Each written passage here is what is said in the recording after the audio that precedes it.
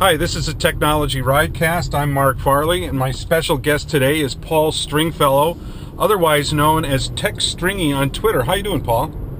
I'm doing good, Mark. How are you?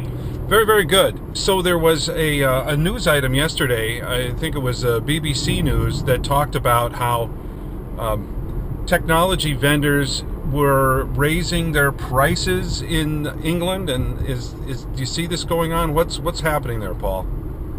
Yeah, so this is it was an interesting article, and they're not the only organisations we've seen doing that. We've certainly seen from a couple of our other, certainly US-based tech partners, that they've also come to us with this kind of 8 to 10% price hike. I think that people might look at that and think, well, are people kind of cashing in on the uncertainty around the EU referendum?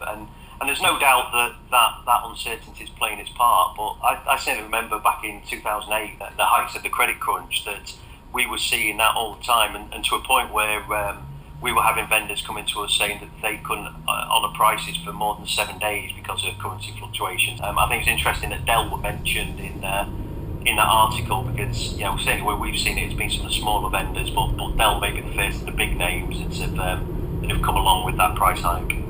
How does this thing go about correcting itself then over time? Say the sterling rises again. How are these prices corrected? What makes that happen? We kind of see that at the fuel pumps here, that when the price of oil drops, the price of petrol drops really, really slowly.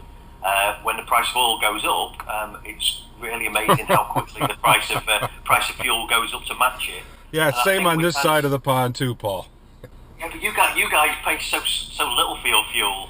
We're paying kind of like $7 or $8 a gallon here. So we don't have a lot of sympathy when your prices go up there. But you certainly wouldn't be doing RideCast all the time in the UK with our petrol prices. But I think it's probably a similar thing, that we don't tend to see the prices correct in our favour quite as quickly. I think what we do see is we see stability return relatively quickly.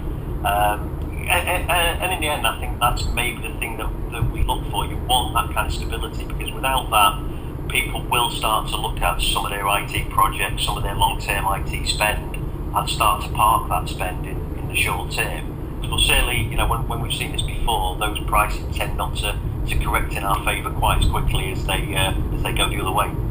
Well, thanks for clearing this all up today, Paul. Really appreciate having you on. Hopefully we'll talk to you again soon.